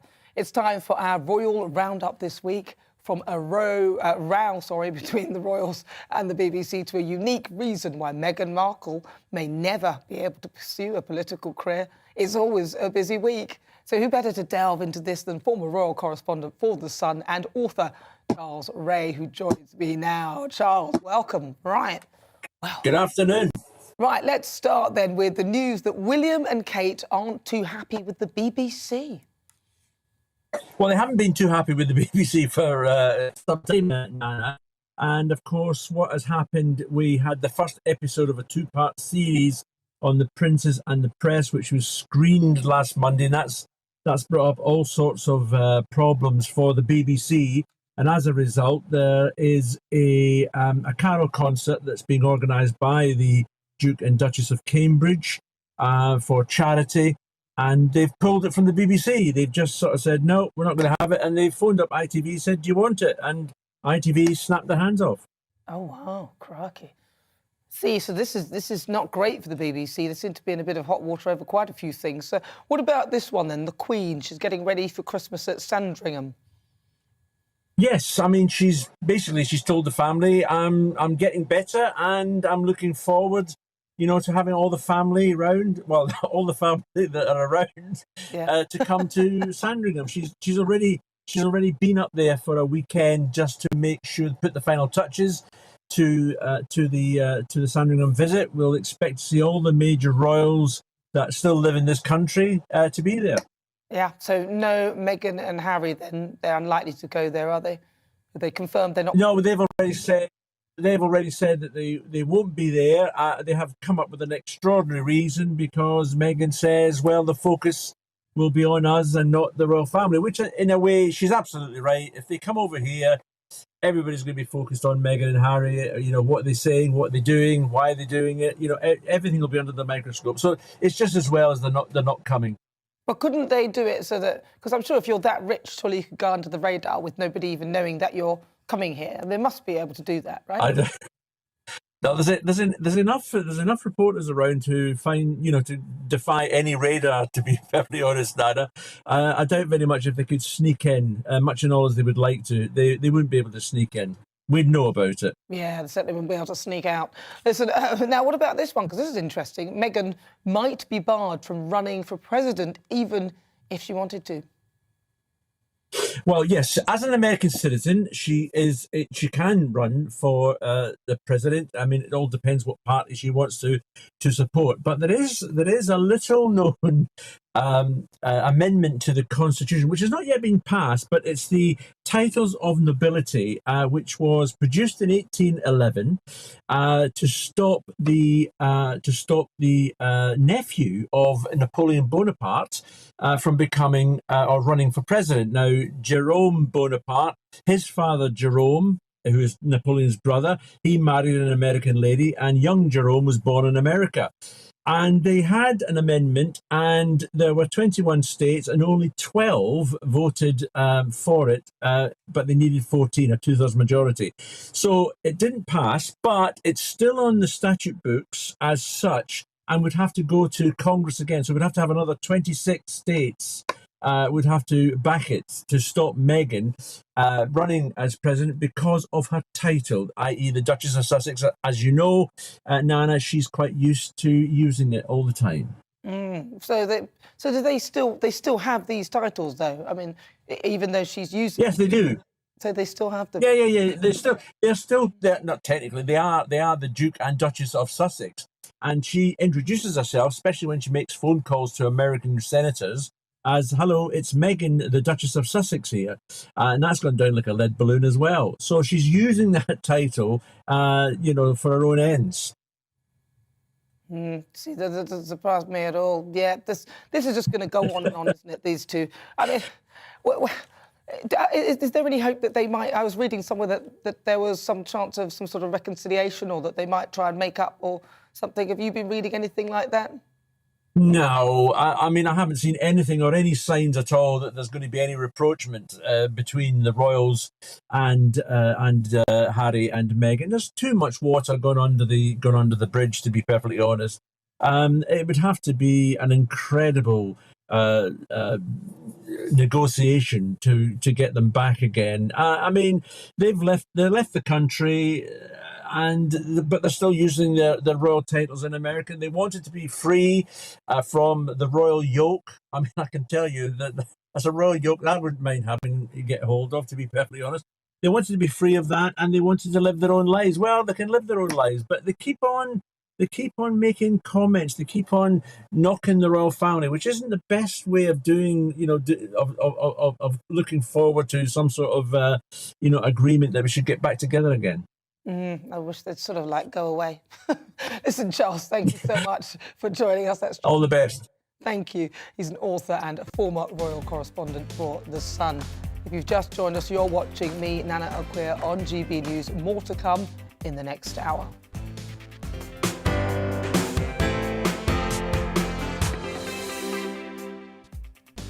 So it's just coming up to 5 o'clock. I'm Nana Akua. This is GB News. Me and my panel, we're taking on some of the big topics that are hitting the headlines right now.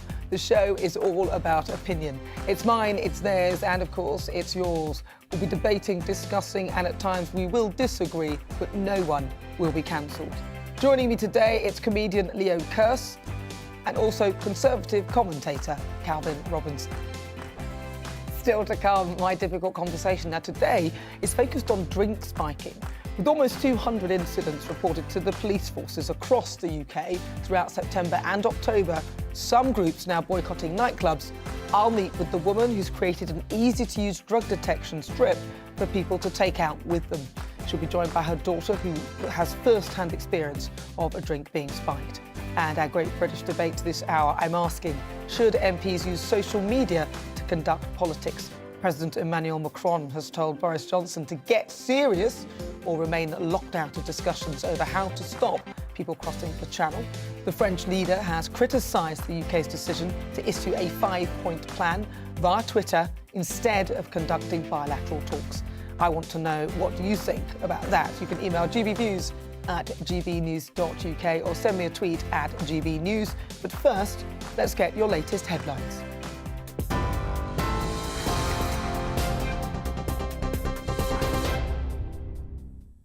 Hello, I'm Karen Roberts. This is your news at 5 o'clock. 2 people in the UK have tested positive for the new Omicron variant of COVID. The confirmed cases are in Essex and Nottingham and are thought to be linked. The Health Secretary, Sajid Javid, says their households are now self-isolating. The government have added an extra 4 African countries to the travel red list to try to curb the spread. Scientists are racing to tweak vaccines amid concerns that the new strain could be resistant to existing protection. 3 people have been killed by falling trees as Storm Arwen hit the UK with 100-mile-an-hour winds overnight. More than 100,000 homes have experienced power cuts across the UK. Yellow weather warnings remain in place. The Met Office are advising people only to travel if absolutely necessary. Security Minister Damien Hinds insists relations between the UK and France remain strong. It's after a diplomatic spat between the two countries over how to deal with migrants crossing the Channel. Mr Hinds is defending Boris Johnson's move to tweet a letter to French President Emmanuel Macron, calling it supportive and collaborative. It follows the death of 27 migrants when their boat sank in the Channel on Wednesday. Former England cricket captain Michael Vaughan says he's sorry for the hurt his former teammate Azim Rafiq has experienced. We are now going to interrupt this bulletin to go live to Downing Street, where Boris Johnson is about to give us an update on COVID-19. In Europe, with almost 16.8 million boosters in arms. And though case numbers have remained relatively high, we're seeing falling hospitalisations and falling numbers of deaths. But on Wednesday, we received news of a new variant, the so-called Omicron variant, and I want to express my deep gratitude to scientists in South Africa who identified this new variant and shared the information widely and immediately. This variant is spreading around the world, with 2 cases so far identified here in the UK. As always, I must stress this, as always with a new variant, there are many things that we just cannot know at this early stage. But our scientists are learning more hour by hour. And it does appear that Omicron spreads very rapidly and can be spread between people who are double vaccinated. There is also a very extensive mutation, which means it diverges quite significantly from previous configurations of the virus, and as a result it might, at least in part, reduce the protection of our vaccines over time. So we need to take targeted and proportionate measures now as a precaution while we find out more. And first, we need to slow down the seeding of this variant in our country.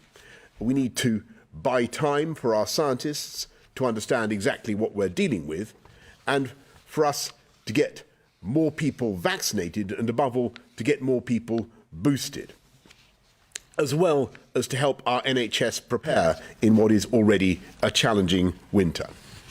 So yesterday we took steps to protect the UK against the variant coming here from southern African countries, and earlier today added 4 more countries to the red list.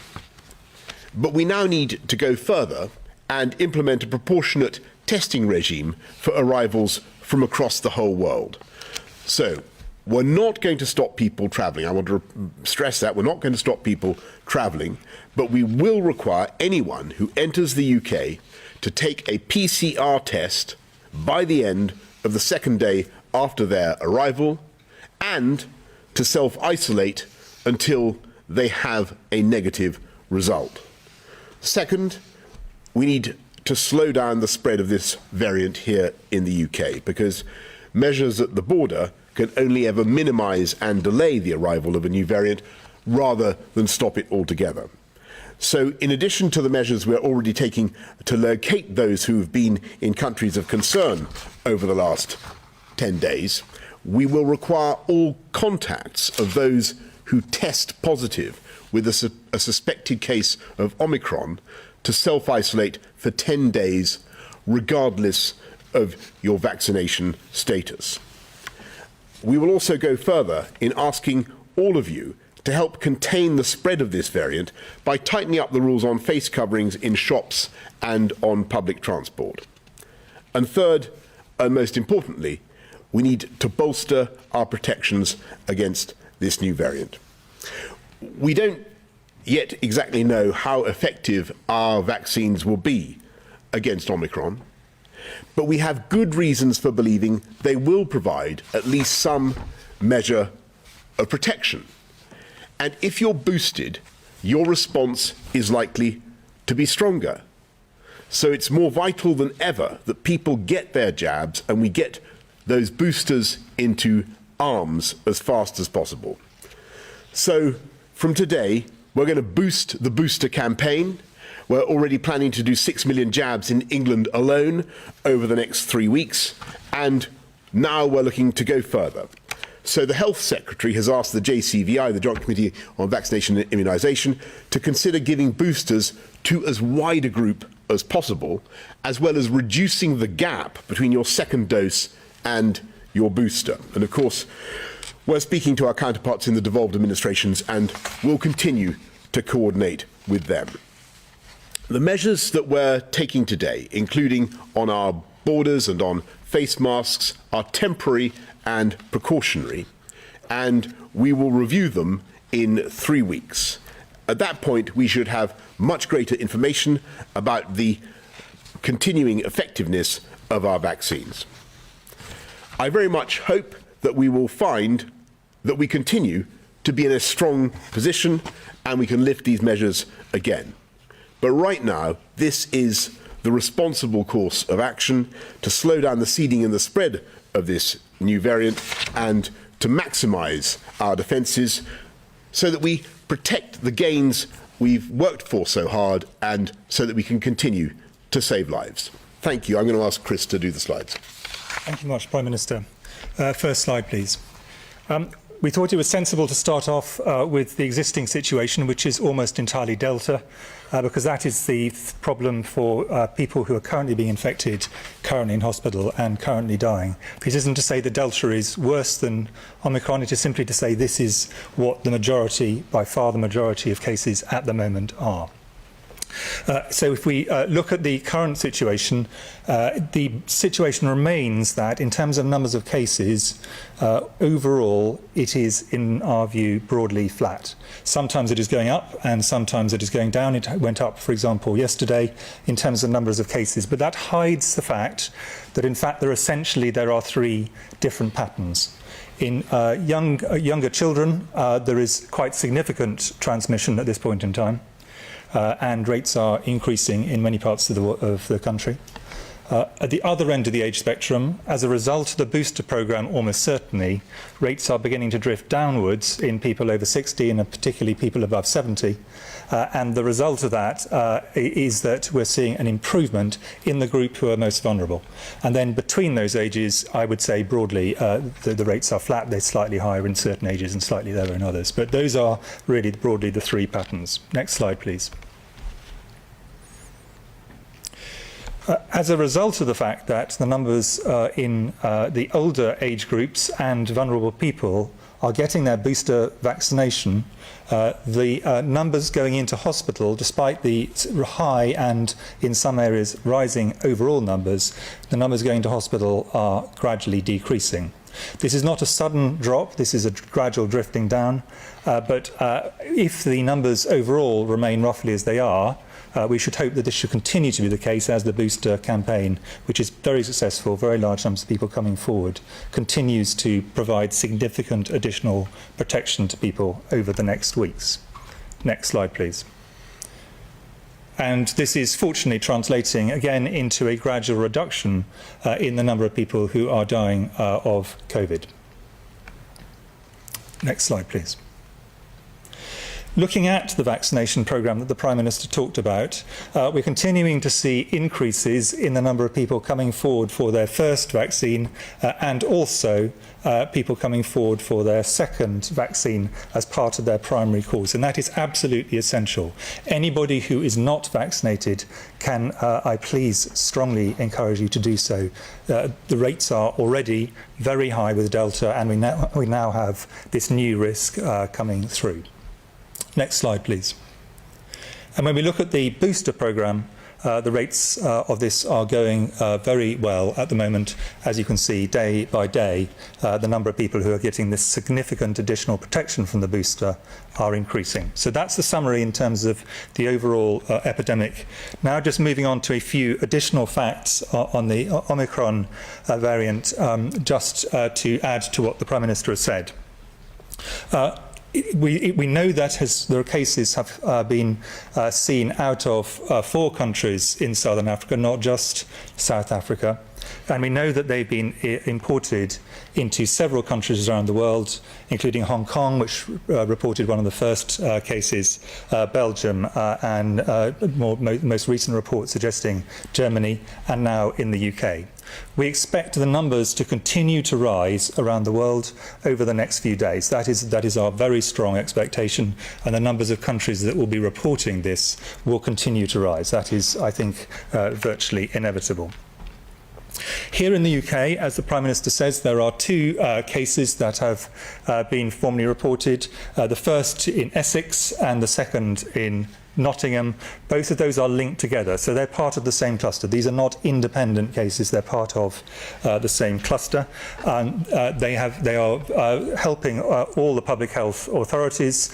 They are self-isolating, and there is contact tracing going on by the UK Health Security Agency around all of these. I just wanted to say a little bit about how the virus, with the reason that we are concerned about this virus, and essentially it is, as the Prime Minister said, two different things. The first question is a virus capable of spreading? And this one is spreading rapidly in many areas. So, for example, in the Gauteng area of South Africa, up to 90% of the cases that have been reported and genotyped, we are told, are of this new variant. So spread is clear, and it's spreading around the world. So it has achieved the first thing. It definitely can spread. Second question is, to what extent is that because it is able to escape immunity from prior infection or from vaccination? We do not at this stage know, but what we do know is that there are quite extensive mutations on the spike protein, which is an important part of the virus. And the reason that is important is that is the bit which all the vaccines are against, and indeed which most natural immunity is against.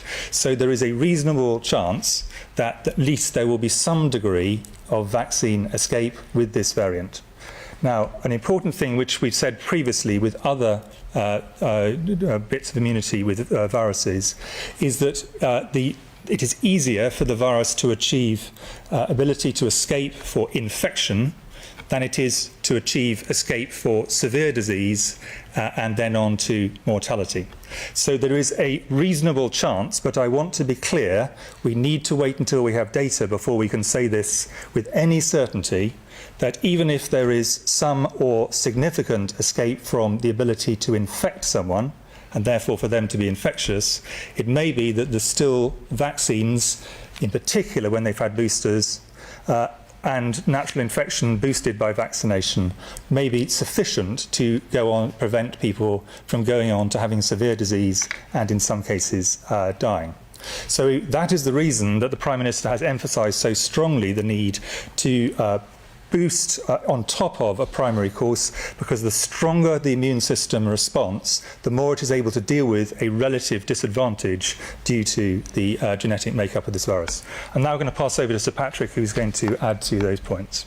So viruses will continue to change, and they change all the time. There have been many variants. The reason this one is worrying, as Chris has said, is the combination of transmissibility and the potential for some degree of escape from vaccines because of the number of changes. That means, therefore, there are three things that need to be done, as the Prime Minister has said. The first is to try to limit the number of cases that enter the country from places that have got lots of cases, and that means trying to detect people and prevent them from spreading in the country. The second is to make sure that when we do have cases in the country, and we will have cases, just as other countries will have, that we try and limit spread in the country.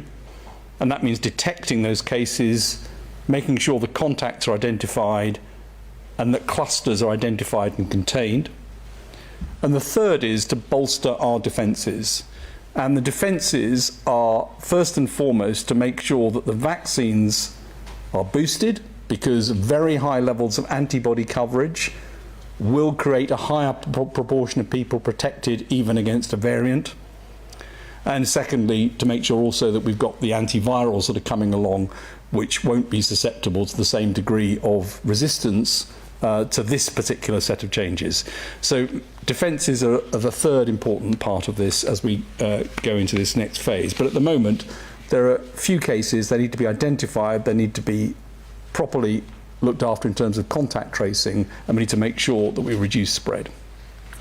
Thank you very much, Chris and Patrick. Let's go to the media. Ian Watson, BBC.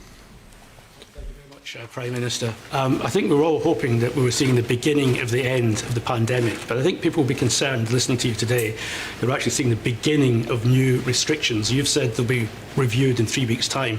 How likely is it that those restrictions could be ratcheted up in 3 weeks' time rather than wound down?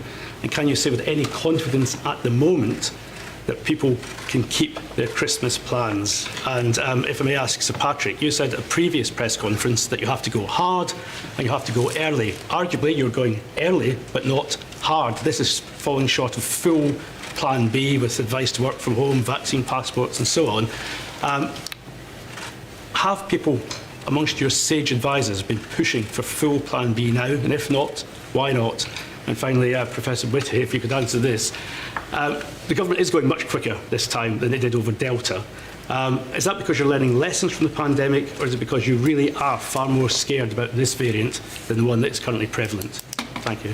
Thanks very much, Ian. Just on your very good point about is this, are we going hard enough? Why aren't we doing Plan B? I think the key thing to understand is that you've got two variants in play here, and they require a different approach. So what we're doing we think that the measures we have are right for dealing with Delta, and they're proportionate and right. You've heard from Chris about what's happening with case numbers and also with hospitalisations with the measures we have in place. And we think that this is the right approach to Omicron, given the uncertainties that we have and the need to take a precautionary approach with an incoming variant from elsewhere, about which we simply don't yet know enough. So it's two different variants that require two simultaneous strategies, if you like. And on your point about where we are overall in the pandemic, I think I would just repeat what I said at the beginning, that I think the UK continues to be in a much stronger position. We continue to be in a strong position, largely thanks to the speed of the vaccine rollout and now the booster rollout. And as for your question about Christmas, I think I'm going to stick with the formula I've used before, which is that I'm pretty confident, or absolutely confident, this Christmas will be considerably better than last Christmas. If that will do for the time being on that one.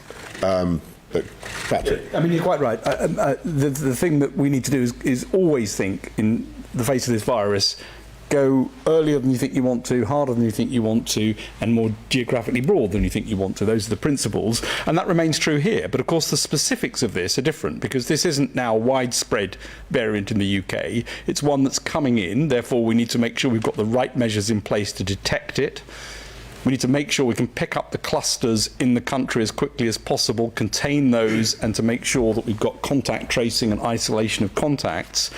And importantly, we must boost the defences that we have, which is why booster vaccines are so important, and go really hard and quick to get those booster vaccines across as many people as possible, reinforce the need that anyone who hasn't had a vaccine should get it, anyone who's eligible for a booster now and hasn't had it should get it, because that's going to give the high antibody levels and the high response, which stands the best chance of actually stopping this from causing problems in terms of severe disease and deaths. Thank you. In terms of the question you asked me, I mean, I think we're learning lessons the whole time. I think it is important, though, to stress that the risk here is different to Delta. Delta was primarily driven by the ability to spread really rapidly, but less concern about the vaccination escape. This one here, really the biggest thing that is leading us to wish to move rapidly is to do with the at least strong theoretical reasons for thinking that some degree of vaccine escape is likely, given the number of mutations. But there's obviously a much longer answer than that. Thank you. Nick Martin, Sky. Good evening, everyone. Just firstly to you, Prime Minister, can you just be a bit clearer about what you said about face coverings? You said it would be necessary to tighten up on them. Are you tonight saying that you are going to make face coverings mandatory in whatever indoor spaces? And just to Professor Valence, Sir Patrick and Professor Whitty, have you modelled the potential spread of this new variant over the next few weeks and months? What picture does that show And can we really rule out lockdowns as a result of what you know about this variant? Nick, thank you very much. On face coverings, what we're looking at is retail and transport. So just going back to a position where you have to wear them in retail settings or on public transport. But the Health Secretary, Saj, will be setting out more in the course of the next day or so. In terms of the modelling of this, in order to model, you need some information around the increased degree of transmissibility or otherwise, and that's still being collected. So we don't yet have enough information to know exactly whether this is more transmissible, if so, by how much. What we do know from South Africa, and Chris has alluded to this, is there are pockets of rapidly growing outbreaks, but that's a rather different situation. So we're trying to get that information. I have to say the South African scientists have been absolutely brilliant. They've been brilliant at detecting it. They've been brilliant at sharing that information, and that's been very helpful to the whole world, actually. So I think we'll get more information on transmissibility. We'll get more information on the ability of this of the vaccines to protect against the virus, but that's going to take a little bit of time. And so at the moment, I'm afraid the models are more sort of, if it spreads very fast, of course it's going to spread very fast and go into a lot of places, and if it spreads less fast, it's going to do so less. We can't really get much further than that. But if it's very transmissible and obviously does cause big escape, then clearly that's a major issue to face up to. But that isn't what we know at the moment. We need to get that information. Great, thanks. Vincent McCaveney, ITV News. Thank you, Prime Minister. Prime Minister, there'll be people watching this wondering why you're not going further into Plan B and ordering people to work from home, if that might help us actually have something towards a normal Christmas and reduce the spread. Also, things like having vaccine passports and using the check-in apps once again. So why aren't you doing that at this point? Also for you, there have been calls over the last year for developed nations to help more developing nations roll out the vaccine. Is this now evidence that we should have done more in the past year to do that with international partners? And for Sir Patrick and Professor Whitty, on the vaccination scheme, you said you're going to boost the booster rollout. What does that mean? Is the age going to come down? And for vaccinations for those under 12, and second vaccinations for those aged 12 to 15, are we going to see that coming shortly as well? Thank you. Thanks. A very, very important point, Vincent. But I want to go back to what I was saying about the difference between Delta and Omicron, and the need to have slightly different tactics to cope with them. When you look at Delta, the measures that we have in place are effective in the sense that you're seeing this downwards tracking of hospitalizations and deaths, assisted by the booster program and by the massive take-up of vaccines. And that's the key takeout, I hope, from this briefing today, is that the best way to beat this piece of news is for everybody to get their booster. But for Omicron, what you need to do is to try to slow the seeding with the border measures that we're taking, the tough measures that we're taking at the border, in order to give us time to find out exactly what the risk is, but more importantly, to allow that booster program, give us time to have another 6 million boosters in people's arms, and we think that would be very valuable. And so you had a second question. Forgive me. Yeah, there've been many calls to help developing nations. Yes, I'm sorry. On vaccines around the world, that is something that I think the UK can be incredibly proud of, and we've done a huge amount to vaccinate the world. Don't forget that 1.5 billion doses have been delivered at cost, thanks to the deal the UK government did with AstraZeneca. And I think when you look at the arrival of and the spread of Omicron, sadly it's been in countries where the problem has not been supply of vaccine. It's been really to do with hesitancy and lack of take up. So I think that there might be many. We do need to do more to vaccinate the world. The UK has been leading in that, but I don't think. I mean, I defer to Chris and Patrick. But I don't think that is the issue here. On the question you asked about extending the numbers, so the Joint Committee on Vaccination and Immunisation, JCVI, which gives the advice to the government, is taking into account the fact this really changes the risks-benefit calculations for several of the decisions which they still have to take, which includes extending down in the age range into younger adults, for example, for boosters. So they will reassess decisions they've taken and decide whether, in the light of this new information, and they'll do this rapidly, in the light of this new information, they wish to advise an extension beyond the groups that are there already. I've got nothing. Great, thanks. David Maddox, Sunday Express. Thank you, Prime Minister. Can you, a question for all three of you really, can you be clear to people about your level of concern compared to the Delta variant last year? And is it that the circumstances have changed so much that we can be less concerned than this time last year? And can you appreciate that given how rapidly things developed last year, that people will be worried, especially the hospitality industry, about Christmas? Should people in that industry and should others be taking precautionary measures at this point on that basis? Regarding the JCVI review of vaccines, can you give some more of a rationale to extending it downwards, given that there is a significant group of parents who are worried about the effect of vaccines on children, and the evidence so far that suggests that children aren't as badly affected by the virus as other age groups? And finally, on vaccine passports, what is the likelihood of those being introduced? And are you looking at the outcomes in Scotland which suggest that it hasn't had an impact so far on the spread of the virus? Thank you very much, David. I think I'm going to ask Chris and Patrick to comment on vaccination of younger people and vaccination of children in particular. But just on your point about hospitality, as you'll have seen, there's nothing that we've announced tonight that changes the position for hospitality. And I'm just going to repeat what I've said. I believe that as a result of the vaccination programme and of the booster programme that is going very, very fast now, that the UK is in a much stronger position, and it's in order to retain that strong position that we're taking the sensible precautionary steps that we're taking today. And I continue to, I repeat what I said about my formula about Christmas, that I have every reason to think that it will be considerably better, David, than last year. On the JCVI question, so there are broadly three sets of questions they're going to look at. The first one is actually extending down in adults, down to people 18 for a booster vaccination, and I do think that's probably the most urgent of the decisions they will have to take.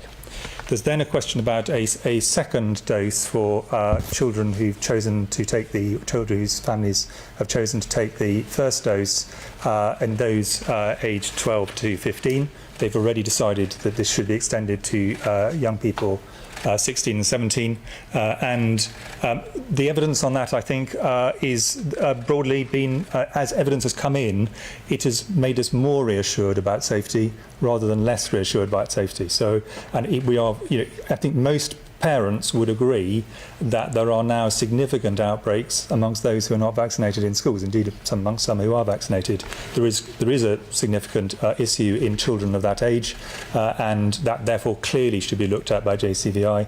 And then they will look additionally at the younger age groups, and they will take a view as to whether they think the evidence is clear enough. Obviously, some countries like the USA have already decided to go in that direction, but JCVI are an independent committee. They will take the decision based on the science that's in front of them. But to go back to this point about were we more concerned or less concerned, the point we have at the moment is there's a lot of uncertainty about the new Omicron variant, and because of that uncertainty, it is sensible to take a precautionary approach until we know which way things are going, and do that rather than look back and wish we'd done so before. Yeah, I mean, just to add to that, I mean, I think the one thing that I think makes people concern, and that's why there's so much interest in this, is the number of mutations and the way in which that might change the immune system's recognition of the virus, which is how you get vaccine escape. So that's why people are concerned about this. But as Chris said, there's huge uncertainty about exactly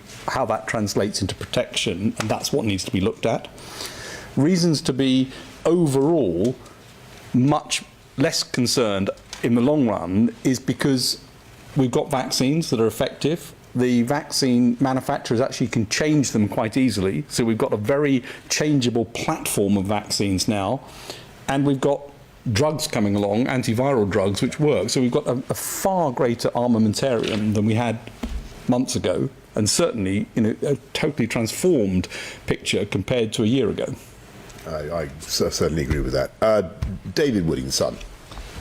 Prime Minister, I want to push you a little bit more on Christmas, please, because it's the thing which is at the forefront of our minds. I take your view that we'll have a better Christmas, and I'm glad to hear that. But can you, for the sake of you people watching and for our readers, say how important it is to use these mitigations, wearing your mask and all the other things, in order to have a good Christmas this year? Could I also ask a couple of your two experts? Professor Whitty, you mentioned that some people might have a bit of fatigue about abiding by the restrictions after 2 years of this. Do you think that there'll be any problems in that area with this new variant as we try to get people back into some more restricted lifestyle? And Sir Patrick, how long do you think it would take to get a vaccine tweaked that might be able to deal with this once we taking into account we need to have the fact before we do that? And secondly, the amateur scientists among us were saying a couple of days ago when we first heard about this variant that if it's there, it's already in Britain, and so it came to pass that it is. So will the amateur scientists now thinking, oh gosh, it's going to be spreading through Britain rapidly, it'll let rip before long? Is that something we need to fear about, or how can you calm us down on that one? Thank you. So David, I just really to repeat what I've said before. The thing about, as Chris and Patrick have said, it is pretty clear that if you're, no matter what the effects of this new variant, if you're vaccinated, in particular, if you have a booster, your immune response is likely to be stronger. So the best thing you can do, the best thing everybody can do, is get your booster, and the stronger the overall position will all be in. As I say, as we go forward to Christmas, we are in a strong position, but the objective of what we're doing tonight is to keep that position strong. In the question you asked me, I mean, I was puzzled by some of the headlines I read of what I said this morning, because they bore no relationship, in my view, to what I actually said. But that sometimes happens. I'm sure it doesn't happen under any of your watches. And what I said was, asking a rhetorical question, the UK public have been absolutely extraordinary at responding when they have it explained to them why to do it. And my point, and my central point, was only, if you're going to ask people to do something, lay out all the data very clearly, explain it very honestly, and so that people understand why it is that you're asking something to do something. That was the point I was making. Quite how it turned into what it was reported as, I don't fully understand, but I mean, that was the point. And if I can make one Christmas plea, it would be that when people raise their glasses at Christmas, they do so to the extraordinary scientists who've produced the vaccines, the diagnostics, the drugs, which will allow this Christmas, as the Prime Minister said, to be in a very different place to what it would have been without them. Thank you very much. On the question about vaccines and how long it would take, I think it's important to recognise there are three ways in which this can be done, and the companies are all thinking about this. The first is that boosters will give high enough antibody coverage that actually that's going to be enough to cover this. That's the first situation, and needs to be tested, but that looks like something that anyway is going to give protection. Whether there's more needed on top of that, we'll have to see. The second is that vaccine manufacturers have been producing broader vaccines anyway to get broader coverage across potential new variants, so those are in the pipeline. And then a couple of companies have already said they could tweak their existing vaccines and get a new vaccine out specifically against this in about 100 days. And so those are the sort of three scenarios. Clearly, the one which is the one to really go for now is boost, because it is the case that as you keep boosting with the vaccine, you get slightly broader coverage because the immune system knows it needs to get broader, and because the antibody levels are so high, it actually causes enough coverage of other variants to be effective. So I think that's really why the boosting is so important. The spread of the variant, I mean, the amateur scientists were in line with the professional scientists, which is you're not going to stop these things from going around the world. And we've seen that time and time again. New variants that have significant transmissibility advantage will spread. So the question on this one is, does it have significant transmissibility advantage? Those data are being looked at and collected. So we do expect it to spread. You can delay the spread by actions. You won't stop it. And you can see that now. Delta is pretty much everywhere. And depending on what Omicron does in terms of its transmissibility, it might either spread or it gets halted because Delta outcompetes it. And we just don't know yet. Thanks. Hugo Guy, the Eye. Thank you. Can I press you, Prime Minister, on the question of the JCVI? Are you hoping that they will report back on whether or not to broaden boosters by the end of this coming week, or is it going to take a bit longer than that? And can I ask Professor Whitty, when do you expect antiviral treatments such as molnupiravir and Paxlovid, which the UK already has on order, to be deployed in the NHS for the first time? Hugo, thanks very much. A good question about the JCVI, but they are an independent body, and but clearly we hope that we'll get some answers for everybody as soon as possible. But on the antivirals, I mean, and Sir Patrick may want to add to this, but on the antivirals, we are going to have to do a bit of a rethink in the basis of this new variant, just to be confident we got the right indications for it, because there are a variety of ways you could use it in different ways, and what we need to make sure is that whatever stock we've got of these, what appear to be highly effective drugs, that we use in the most effective way and for the right people, because where you are in the pathway right from the very beginning, when people as prophylaxis all the way through to treating people in intensive care, working out their place, we do need to think through, and I think we probably need to do a rethink of it, just to make sure that with the new variant we're actually targeting in the right direction. Good, thanks. Have we got Will James from Will? Yes, that's me, yes. Was it a mistake not to close the borders sooner, or rather tighten the travel restrictions? And will you be considering adding countries like Belgium and others where the Omicron variant's been reported to the red list? Thanks, Will. Well, thank you very much. Listen, I really don't know how we could have acted faster. We got the news on. I was told about it on, I think, Thursday, and we closed we put quite a lot of southern African countries on the red list yesterday, some more today, and what we're announcing is some tough measures for I'm afraid for everybody travelling, so that you have to do a PCR test as soon as you get back here, and you've got to isolate for 48 hours until you get a negative result. And I'm afraid that may sound tough, but that is just the way it's got to be. Okay. Thanks, everybody. Thank you. Thank you. Has just held a press conference at number 10 Downing Street to give us the latest update on the coronavirus situation. It's after 2 cases of the new Omicron variant were confirmed in the UK. Leo and Calvin, what do you think of what Boris has said? Does this like a feeling of déjà vu? I'll start with you, it's Calvin. worse than that. It's like a recurring nightmare.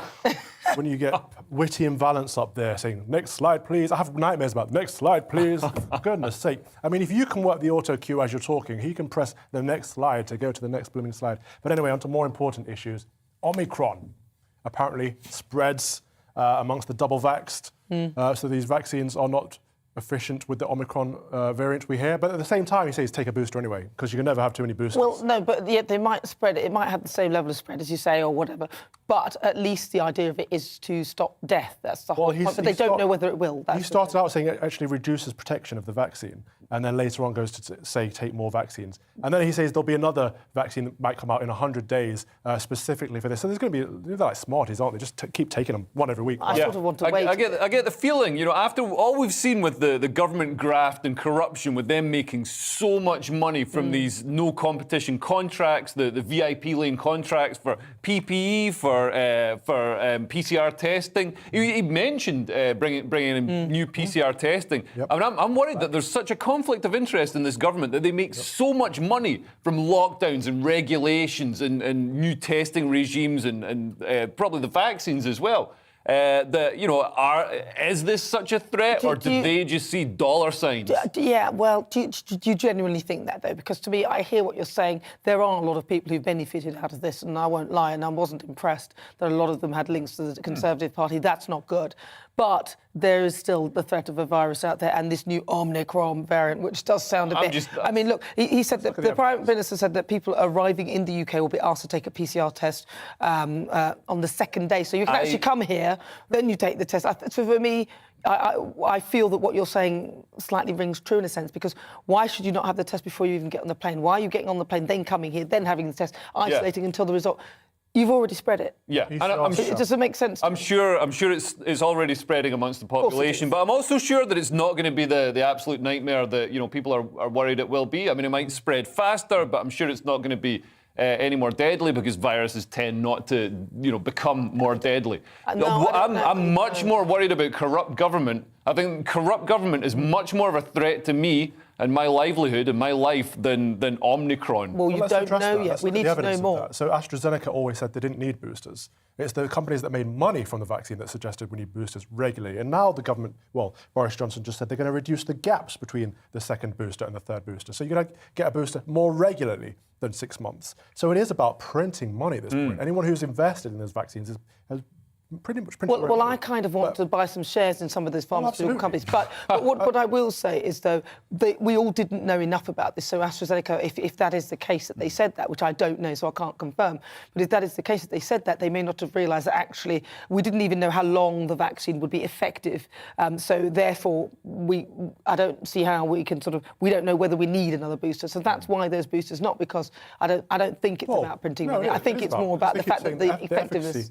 What they say is the efficacy keeps going down. When it came out, it was like, it's like 97%. No, they said they didn't know. But they didn't know how long it would... it's gone down, you need another one. It's gone down again. I guess the virus evolves to get rid of the vaccine. They didn't know how long the vaccine would be effective. They never said they knew that. And this is the only way they could actually test that. And this is a fact. They couldn't test that without actually injecting people and then finding out. That's funny, because when I said this at the start, you're like, no, it's the most tested thing in the world. And now you're saying it wasn't tested enough. No. I'm saying the one thing that you cannot test with this vaccine is how long it will be effective. You can only do that when you inject the people with it. That's what I'm saying. Well, let's look at the freedoms as well, because he's saying that face masks are back, and to that I say, do not comply. Do not wear these face masks. Why not? I mean, is that the big deal? Just to wear? Smudges my makeup. That seems a bit childish to me. I mean, it gives me spots, but I'll still wear it. I'll still wear it. The evidence on either side of the argument is very, very poor. In them working and doing anything, or in them not working and doing nothing, is very, very poor on both sides. They seem to have no effect. It's more of a... You're not wearing your hanky this time, because we'll go through that whole routine again. It's more of a palliative. I will not, and I won't wear an exemption badge either. I won't go through loopholes. I just will not comply. But why? I mean, listen, it's just a simple face mask. It's not the biggest deal. It's always just a simple deal. It's just 3 weeks. It's just 18 months. But it could help with the spread of the virus in terms of the amount you emit. It helps with one thing, and that's making people feel that somebody's doing something and they're doing something. So it helps that psychologically as well. It's a psychological. On the other end of that, it helps you feel like you're always in danger. It's like Project Fear. Wherever you look, it's a constant reminder that we're not living in normal times. That there's some great mystery boogeyman out there. No, and then they said, I don't think so. He also said we'll review our freedoms in 3 weeks. That's 1 week before Christmas. If he dares try to cancel Christmas again, we need mass compliance. No, he's just saying that. You know why he's saying that? So he can then say Christmas is back on and then be a hero. Because Boris is worried about his ratings at the moment. His ratings are very poor. I thought there was some great news in this press conference that the infection rates, even though they're remaining fairly steady, they're up in children. Who are barely affected by the virus, and they're down in the elderly who bear the brunt. So that's some great news. So deaths are coming down. In the middle as well. Look, I mean, what we have to bear in mind is that if face masks work in any and add any small amount of effectiveness, even the tiniest thing, then we should do it, because ultimately we are trying to reduce the spread. And whilst you might be fine if you catch this Omicron version, somebody else might not be. Right, let's move on, because you've just tuned in. You're watching GBNews. I'm Nana, where we'll be back with more reaction from the coronavirus briefing at Downing Street. But first, it's the weather. It's time to remind ourselves there's always another winter. Canary Islands sponsors the weather. Is it just us few that see blustery that? showers will continue to affect Cornwall this evening, but elsewhere across the southwest it'll be dry with clear periods. Still generally feeling cold, though, in the northerly breeze. The southeast of England will be cloudy with a gust of wind, and here a few outbreaks of rain and hill sleet are possible. A few showers will brush in from the north into the western parts of Wales. Elsewhere across the country it will be dry but chilly. A bit of an east to west split is likely across the Midlands. Cloudy and windy weather will affect the east with the odd patch of rain or sleet, whilst further west clearer skies are likely. It remains blustery across the northeast of England heading into the evening, with an ongoing risk of some rain which could fall as sleet or snow in places. Wintry showers will feed into northern Scotland as well, but further south a good deal of dry and fairly clear weather is on the cards. As elsewhere though, a chilly northerly wind will persist. Those winds will be a little lighter across Northern Ireland, and here a mix of clear spells and scattered showers is expected. Temperatures will be falling away under the clearer breaks. Overnight, a widespread frost will form with some ice too, especially in the north and east. Canary Islands sponsors the weather. You're watching GB News live across the UK and the world on our digital stream. GB News is Britain's news channel. We are the UK's home of discussion and debate from all perspectives. We are here for you. Don't forget to join our YouTube community by clicking on that subscribe button. And if you want the GB News app, you can click and catch up on programmes anytime. We love to hear from you, so email us. gbviews@gbnews.uk. Thanks for being part of the GB News family. My name is Andrew Doyle. Join me every Sunday evening at 7 p.m. for Free Speech Nation. This is a show where we address current affairs and news stories of the week with the help of two wonderful comedian panellists. I brought in comics because I want to give it a lighter edge, and also they work for less. See you there.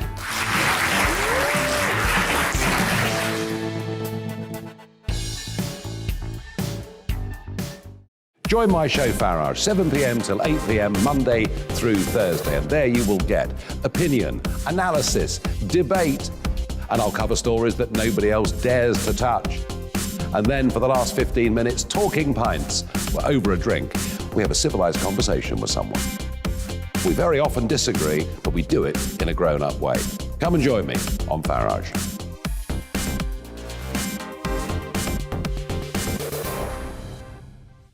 I'm Colin Brazier.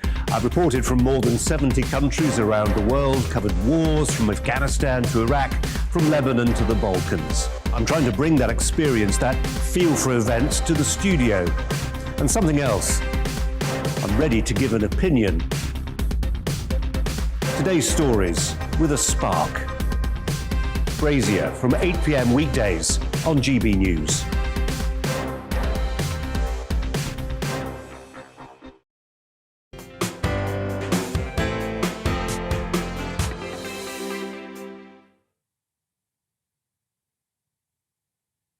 Gave the latest update on the news that a new coronavirus variant has been identified here in the UK.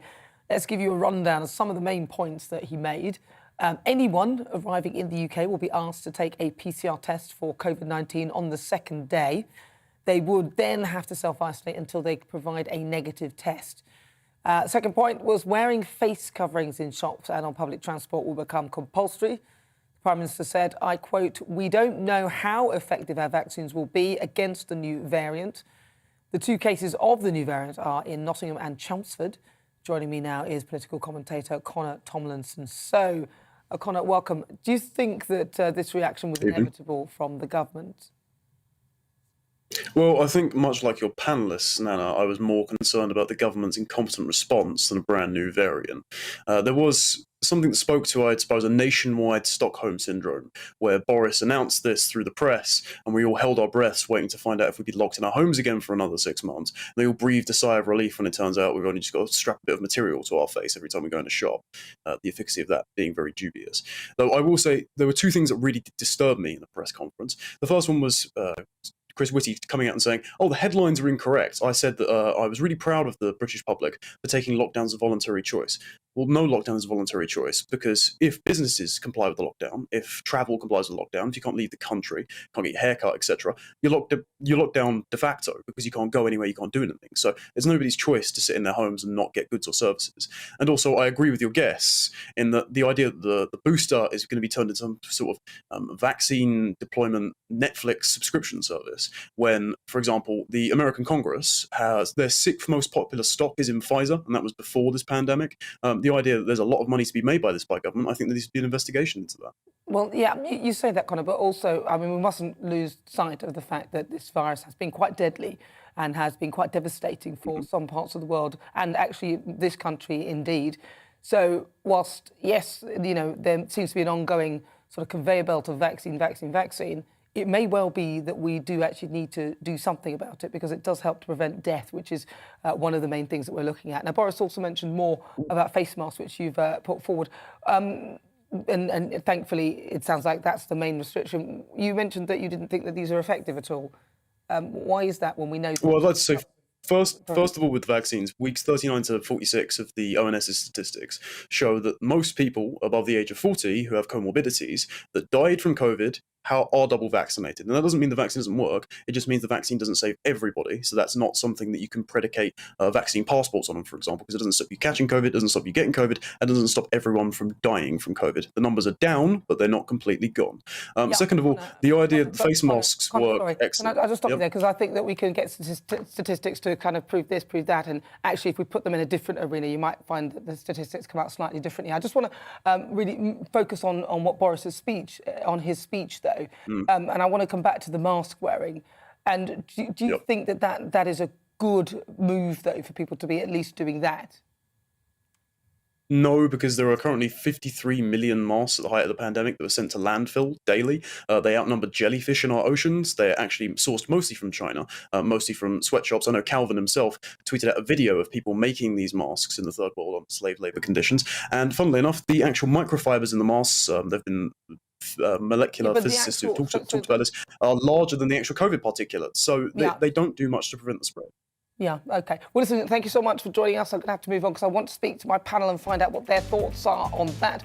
Yes, so he made some points about mask wearing. We know that, that we know that there are some points that he's making with regard to, obviously, the materials and the landfill and all that. But if we bring it back to actually COVID... No, the more important point there is the holes in the mask are bigger than the particles of the virus. If we bring it back to COVID, though, and there are some masks that will actually protect you slightly better, if we bring it back to COVID, what do you feel about the... The masks aren't stopping the individual viruses. The masks are stopping, like, water particles, moisture particles that carry... big. That's when you cough and sneeze. That's when you go... Well, that's right. Yeah. That's so one just of the do that when you cough or sneeze. No, because then it's... Yeah, but not everybody does. Not everybody does the... So we should all wear a mask in case someone doesn't cover their face when they cough or sneeze. Well, yes, I mean, that's fair enough. Why not? I mean, listen, this is the very least that we can do, really. If there's something we can do to help in any small way. For me, I think... I mean, if we all stay home, we'll not spread the virus. Just stay home indefinitely. Let's just do that. Well, why come into the studio? It might come to that if people don't wear masks and we end up with this thing spreading worse. And you can also get around... You can get around wearing a mask... There's only 9,000 people in hospital. You can get around wearing a mask just by saying, I'm exempt.